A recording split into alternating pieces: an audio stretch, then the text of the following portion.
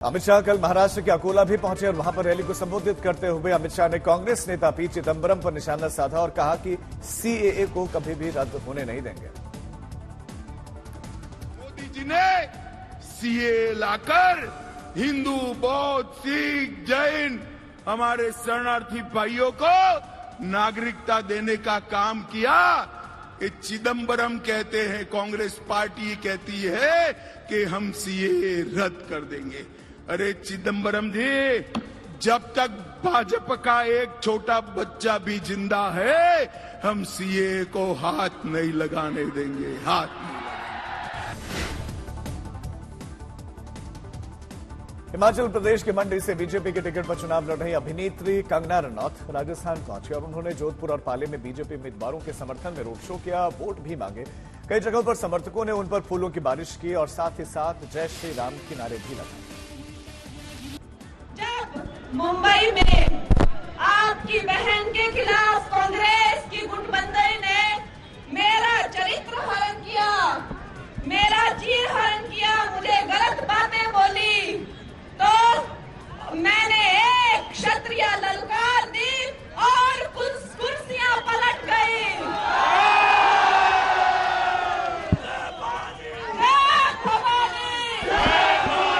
अवश्य ही मेरे खून में राजस्थान का डीएनए तो है। जय भवानी।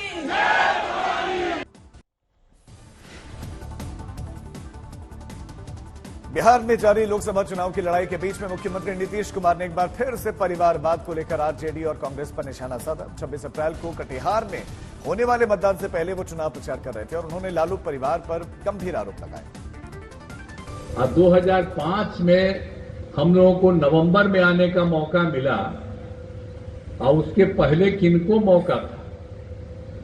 अपने रहे 7 महीना तब बीवी को बनवा दिए, 7 साल रहे तब। आप बता दीजिए, अब अपना बाल बच्चा को, बेटी को बना रहे। कांग्रेस पार्टी पहले थी। अरे आजादी की लड़ाई में कांग्रेस कहा गया, लेकिन बाद में जो कांग्रेस के नेता थे वो निधन हुआ तो दूसरे लोग बने और उसके बाद उन्हें के पटिया के सब लोग बनते चले जा रहे हैं। यह हालत है। भारतीय जनता पार्टी में भी कोई परिवारवादी नहीं है। आप समझ लीजिए, सब लोग आगे बढ़ते हैं, लोगों के बीच का आगे बढ़ते हैं, लेकिन बाकी जो ये दोनों है नहीं, सब परिवारवादी है। सबका कोई मतलब नहीं। जो वोट मांगने के लिए आता है तो याद रखिएगा। बिहार के सारण से आरजेडी उम्मीदवार और लालू की बेटी रोहिणी आचार्य के विवादित बयान को लेकर सियासत तेज हो गई है। लगातार परिवारवाद के आरोप लगाने वाले डिप्टी सीएम सम्राट चौधरी पर रोहिणी ने पलटवार किया और विवादित बयान दे दिया। उसे लेकर सम्राट चौधरी ने कहा कि ऐसे बयान का हिसाब देना पड़ेगा। रोहिणी के बयान को लेकर बीजेपी ने चुनाव आयोग से शिकायत की है। किनके बेटे हैं वो? उनकी माताजी कौन है? उनके पिताजी कौन है? और उनके बेटा बेटी हैं कि नहीं है? ये सब पड़ोसी के हैं।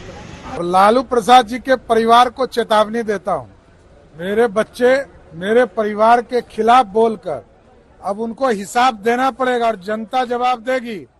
लोकतंत्र में लोक लज्जा लालू प्रसाद जी का परिवार छोड़ चुका है।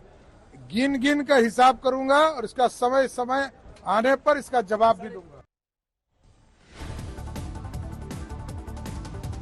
पूर्णिया की सियासी लड़ाई काफी तेज हो गई है। तेजस्वी यादव ने खुद पूर्णिया में मोर्चा संभाल लिया। बीती रात भी उन्होंने रोड शो किया और बीमा भारती के लिए वोट मांगे। इसी रोड शो के दौरान एक जगह पर पप्पू यादव के समर्थक भी नारेबाजी करते हुए सामने आ गए। उन्होंने तेजस्वी यादव का विरोध करना शुरू कर दिया, रोड शो में शामिल गाड़ियों को रोक दिया। इससे आरजेडी के समर्थकों का गुस्सा फूट पड़ा।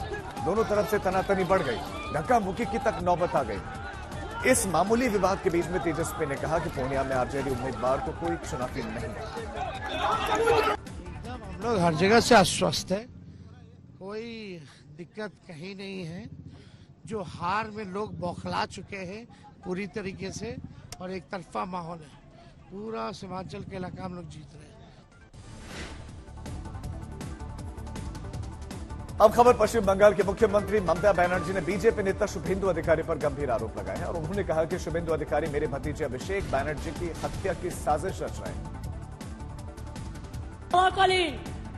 বিজেপির এক গদ্দার বললেন বোমা ফাটাবো। আরে বোমা ফাটিয়ে মমতা ব্যানার্জির ওপর রাগ হয়তো মেরে দেয়। অভিষেককেও তো খুন করতে গেছিলি, ধরে ফেলেছিলাম আমরা। কিভাবে করেছিলি? তার বাড়ি পর্যন্ত রেকি করেছে, ফেস টাইমে ফোন করেছে, आपका साथ बात करने चाहती हूं बोले সময় দিলেই গুলি করে দিয়ে পালিয়ে যেত।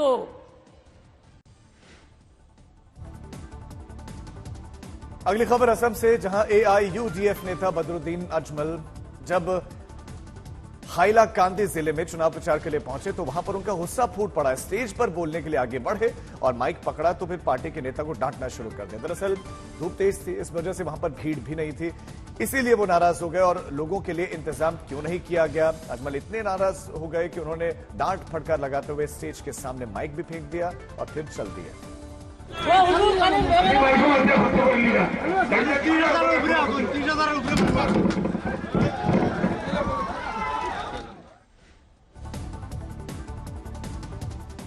अब खबर हावड़ा की, जहां पर प्लाईवुड फैक्ट्री में अचानक आग लग गई और बीती रात यह हादसा हुआ। प्लाईवुड होने की वजह से आग तेजी से फैली, लपटें आसमान छूने लगी और इस आग की वजह से काफी देर तक इलाके में अफरा तफरी मची रही। ये अब तक साफ नहीं हो पाया कि आखिर इस फैक्ट्री में आग लगी कैसे।